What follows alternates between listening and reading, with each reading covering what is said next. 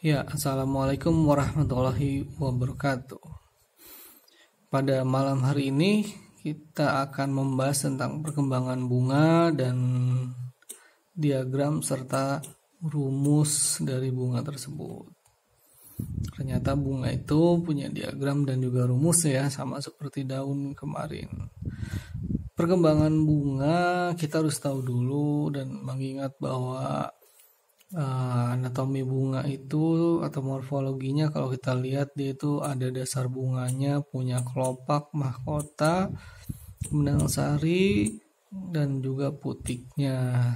Nah, ini adalah bunga pinus dan juga sekalian buah. Dia menjadi satu, buah serta bunga. Perkembangan bunga ada kuncup pada tahap awal, kemudian kuncup bunga pada pertengahan, kuncup bunga tahap akhir, dan juga bunga dewasa. Kita bahas yang pertama dari kuncup bunga pada tahap awal. Di atas tangkai bunga terdapat anak kelopak yang tersusun tegak lurus menutupi kelopak. Anak kelopak yang tersusun tegak lurus menutupi kelopak bunga. Kelopak menyelimuti mahkota dan antera, kemudian benang sari yang sedang berkembang. Nih kelopak itu menutupi perhiasan bunga yang lainnya. Jadi kelopak itu fungsinya untuk melindungi mahkota, benang sari yang masih berkembang. Kuncup bunga pada tahap pertengahan, pada tahap ini dasar bunga ini sudah mulai membesar dan putik muda yang H ini putik muda mulai terlihat. Di atas putik tampak benang sari. Nah, ini dia benang sarinya di sini.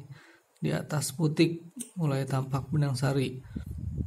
Demikian juga bakal buah ini sudah semakin besar. Kuncup bunga pada tahap akhir, mahkota yang menggulung.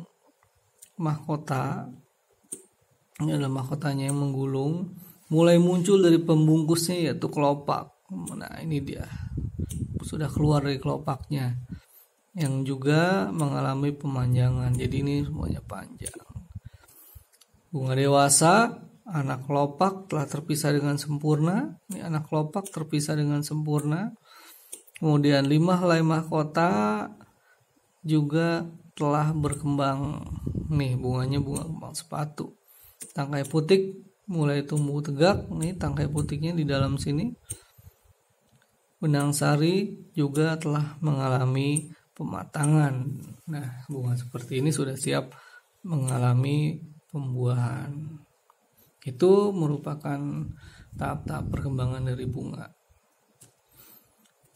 Kemudian kita bahas tentang diagram bunga. Masih ingat diagram daun? Seperti apa diagram daun?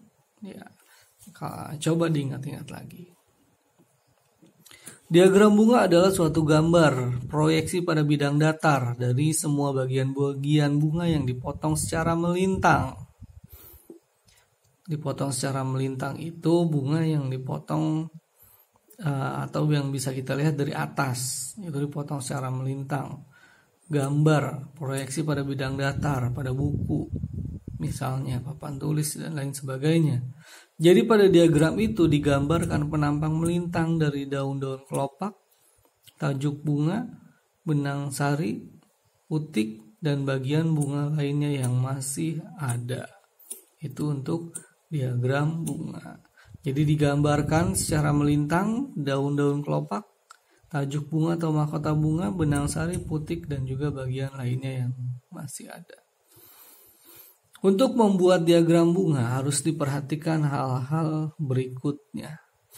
Yang pertama, letak bunganya pada ujung, batang, atau pada ketiak dari daun.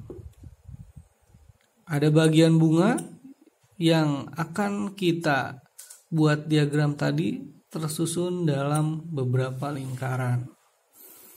Jadi diagram bunga itu bagian-bagiannya yang akan kita buat diagramnya itu tersusun dari beberapa lingkaran.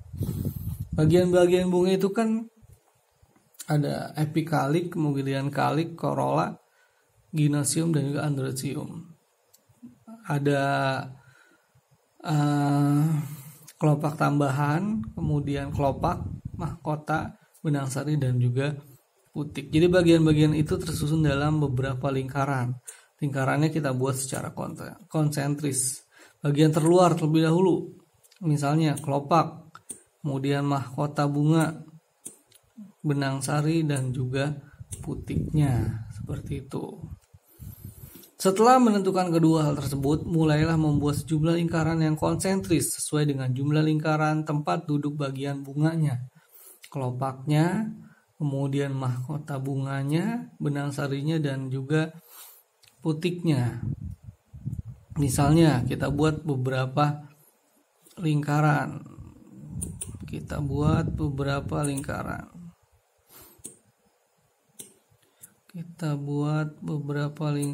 Misalnya. Nah, setelah menentukan kedua hal tersebut, mulailah membuat sejumlah lingkaran yang konsentris. Satu lingkaran.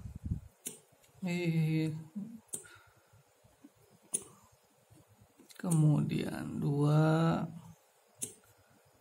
3, gitu kan. Kemudian 4 misalnya. Kita buat 4 buah lingkaran yang konsentris sesuai dengan jumlah lingkaran tempat duduk bagian bunganya. Kemudian melalui titik pusat lingkaran, buatlah garis tegak lurus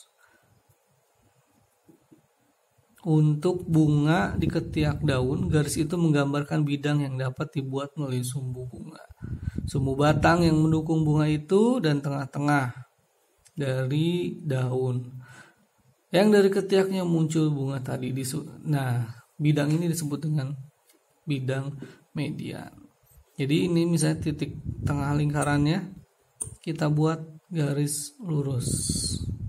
Nah, ini adalah bidang median. Jika pada bunganya bunga flash aksilaris, ini disebut dengan bidang median yang menggambarkan bunganya dapat dibuat melalui sumbu dari sini gitu.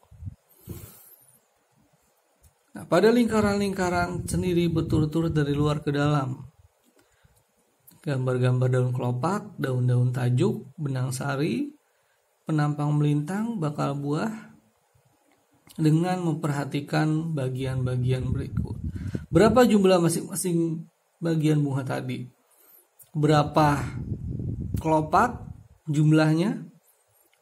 Berapa mahkota jumlahnya? Berapa jumlah dari benang sari? Dan juga putiknya. Untuk putik ini dilihat dari berapa ruang bakal buah. Pada susunan, bagaimana susunannya terhadap sesamanya?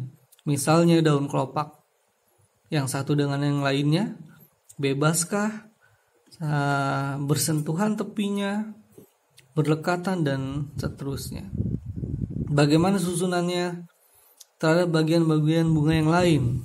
Daun kelopak dengan daun tajuk, mahkota, benang sari dengan daun-daun buah penyusun, itu seperti apa? Berhadapankah, berselang-seling atau berdekatan? Bagaimana letak bagian-bagian bunga terhadap bidang median? Diagram bunga dapat pula dibedakan menjadi dua macam, empirik dan teoritik. Empirik itu sesungguhnya bagian bunga yang masih ada. Teoritik itu bagian bunga yang secara teori ada, tapi sesungguhnya dia sudah tidak ada lagi gitu.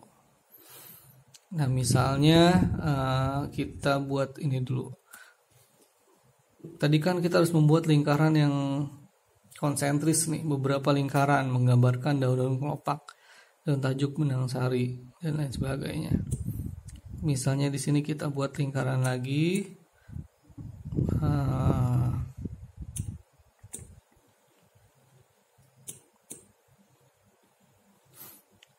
Nah, berapa jumlah masing-masing? Misalnya yang terluar itu Nih lingkaran yang pertama ini misalnya untuk kelopak, yang kedua untuk mahkota, yang ketiga benang sari, dan keempat itu putik.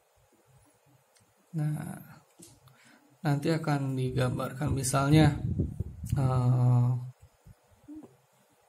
kelopaknya ada 4, nanti berarti di sini kita menggambarkan kelopak sebanyak 4 buah gitu. Ada 4 buah kelopak misalnya.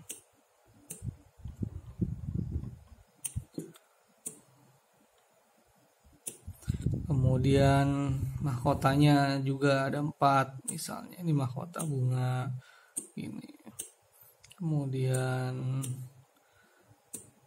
putik benang sari ada 4 juga. Ini benang sari itu kan. Kemudian putiknya ada 3 ruang misalnya seperti ini. Posisi plasentasnya aksilar. Kemudian bunganya itu flush aksilaris seperti itu. Nanti akan saya contohkan lagi dalam membuat gambarnya. Itu untuk membuat diagram bunga. Setelah diagram bunga, ada rumus bunga. Susunan bunga juga dapat dinyatakan dengan sebuah rumus yang terdiri atas lambang-lambang, huruf-huruf, dan juga angka. Yang semua itu dapat memberikan gambaran mengenai berbagai sifat bunga dan bagian-bagiannya.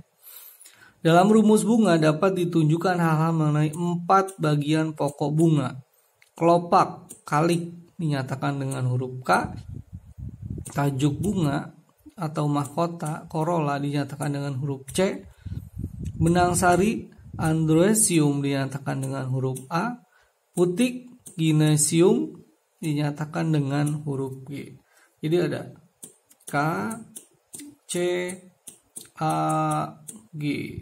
K untuk kelopak, C untuk corolla, A untuk androecium atau benang sari, G untuk gynecium atau putik. Jika pada suatu bunga memiliki kelopak dan mahkota yang sama, baik bentuk maupun warnanya, maka digunakan huruf P untuk menyatakan bagian tersebut. P itu merupakan singkatan dari perigonium, tenda bunga. Jika kita tidak mengetahui atau tidak bisa dibedakan antara kelopak dan juga mahkotanya, makanya dia disebut dengan perigonium atau lambangnya huruf P. Di belakang huruf-huruf tadi diletakkan angka-angka yang menunjukkan jumlahnya masing-masing dari bagian tadi. Dan di antara dua bagian yang digambarkan dengan huruf dan angka itu diletakkan koma. Jadi K misalnya tadi ada 4 gitu kan, koma. C ada 4 juga, koma. A ada 4 juga, koma. G ada 3 ruangan juga, misalnya seperti itu. Nah, di depan rumus bunga itu diletakkan tanda bintang untuk bunga yang bersimetri banyak. Kemudian ada tanda panah ke atas untuk bunga yang bersimetri 1. Ada lambang seperti ini nih, bulatan terus plus di bawahnya itu untuk bunga banci. Nah, bukan seperti ini aja, tapi lambangnya seperti ini. Untuk bunga banci itu ada bulatan, terus tanda seperti plus ke bawahnya. Nah, di sini ada tanda panah seperti ini. Ini untuk bunga banci. Bunga jantan seperti ini lambangnya, bunga betina seperti ini lambangnya. Keadaan antara daun-daun kelopak, tajuk, dan benang sari berdekatan atau terpisah itu digunakan tanda kurung untuk mengapit angka. Misalnya, kelopaknya itu jumlahnya 5. Kemudian berdekatan, maka digunakan tanda kurung seperti ini. Bakal buah itu kan ada yang menumpang, kemudian setengah, menumpang, dan juga tenggelam. Itu posisi bakal buah, ada 3. Itu dinyatakan dengan garis di atas atau di bawah pada angka yang menunjukkan jumlah putik. Kak, misalnya tadi 5 berdekatan, C-nya 5. Kalau dia tidak ada tanda kurung, berarti dia terpisah. Kemudian A-nya ada 10 misalnya. Kalau dia tidak ada tanda kurung, berarti dia berpisah atau terpisah. Kalau misalnya ada tanda kurung seperti ini, A-nya 10 dikurung, itu berarti dia artinya berdekatan. G-nya gimnasium, misalnya ada 3 ruangan. Nah, 3 ruang ini kalau dia posisi bakal buahnya tenggelam, dikasih strip garis di angka 3. Ini artinya putiknya mempunyai 3 ruangan dengan posisi bakal buah tenggelam gitu. Terus kalau misalnya bunga banci seperti ini tandanya. Kemudian kalau dia bunganya bersimetri 1, tinggal kita kasih tanda panah ke atas di depannya seperti ini. Jadi kalau dibaca, ini adalah bunga yang bersimetri 1 gitu kan. Bunga banci, kemudian punya kelopak 5 berdekatan, korola 5, lepas, kemudian mempunyai 10 buah benang sari yang berdekatan dan mempunyai 3 buah ruang bakal buah dengan posisi yang tenggelam. Kalau menumpang, dia garisnya itu di bawah. Kalau misalnya yang setengah tenggelam, itu tidak usah ada garis di atas atau di bawahnya. Contohnya, nah ini ada contoh pada suku Palmae. Itu suku Palmae misal bunga kelapa itu ada bunga jantan dan juga bunga betinanya. K-nya 3, C-nya 3, A-nya 6 berdekatan, G-nya 0. Kenapa G-nya 0? Ya dia kan bunga jantan gitu. Ini kenapa A-nya 0? Nah ini bunga betina. Nah terus nih ada contohnya di sini. Pada bunga suku Orchidaceae, misalnya pada bunga anggrek bulan, P3 plus 3. Nah, atau bunga lele sama nih, P3 plus 3. Bunga rumput uban juga sama nih, ada K-nya, kelopaknya, kali 1 plus 2. Nah, yang seperti ini artinya dia itu tersusun dalam 2 buah lingkaran. Jadi ini si tenda bunga ini tersusun dalam 2 buah lingkaran. Si kelopak ini juga tersusun dalam 2 buah lingkaran. Jadi artinya kalau kita membuat diagram bunganya, nah itu dia tersusunnya dalam 2 buah lingkaran seperti ini. Lingkaran pertama misalnya dia di sini, lingkaran kedua ya dia di sini. Seperti itu. Nah ini ada contoh-contohnya juga yang lain, tinggal dibaca. Ini bentuk yang tidak terhingga nih, lambangnya seperti ini. Nah ini misalnya penampang melintang pada bunga sitrus. Ini kaliknya, kelopak gitu kan. Ini petal, mahkota. Ini posisi anternya, ini ovariumnya. Atau contohnya gambarnya misalnya seperti ini. Hibiscus nih, bunga kembang sepatu. Kemudian ini ada epikaliknya, kemudian ini adalah kalik. Ini adalah korola yang ini. Kemudian ini benang sari dan ini putik 5 ruangan seperti itu. Ini kan bunganya ada epikalik, kemudian ada kalik, korola. Nah, stamen benang sari kenapa dia ada garis seperti ini? Karena benang sarinya itu kan dia di sini kemarin waktu kita lihat secara morfologi, benang sarinya menempel pada mahkota bunga, makanya dibentuk seperti ini. Nah, ini contoh-contohnya yang lain dari pohon Caparaceae. Nah, berarti ini adalah kelopak bunganya, ada 4, posisinya tumpang tindih, kemudian mahkotanya bebas, ada 4, mempunyai posisinya ini dia bersinggungan, bersebelahan. Mahkota bunganya terhadap kelopak. Kemudian ini benang sarinya, ini ruang bakal buahnya. Kalau bunga matahari seperti ini. Nah, nanti tinggal dilihat sendiri seperti apa. Kemudian, nah ini masih sama. Ini udah kita bahas kemarin. Ini juga sama, dari nerium, bunga nerium. Ini kelopaknya, kemudian ini mahkota, benang sari, dan putiknya. 2 buah ruang. Ini juga sama, tinggal kita lihat nanti. Nah, ini nih tugasnya kalian itu membuat rumus bunga. Silakan nanti dibuat rumus bunganya. Terus jangan lupa ada perbandingan yang harus kalian diskusikan, ada rumus bunga dan juga diagram bunganya. Posisi bakal buah nih, saya kasih tahu misalnya contohnya dari rumus bunga. Posisi bakal buah itu kan ada 3, ada menumpang, tenggelam, setengah tenggelam. Nah, tadi pada posisi bakal buah itu di rumus bunga kan pakai nomor ya. Kalau ada tanda gas di atasnya berarti kelihatan posisinya dia tenggelam.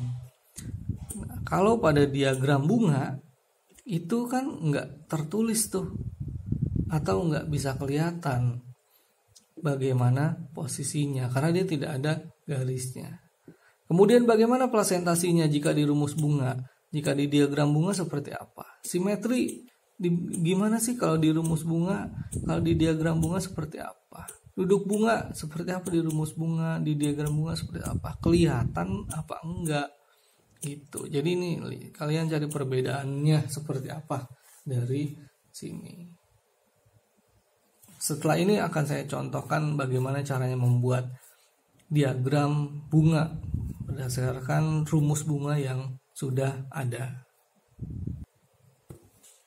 Nah, akan saya buatkan bagaimana contohnya membuat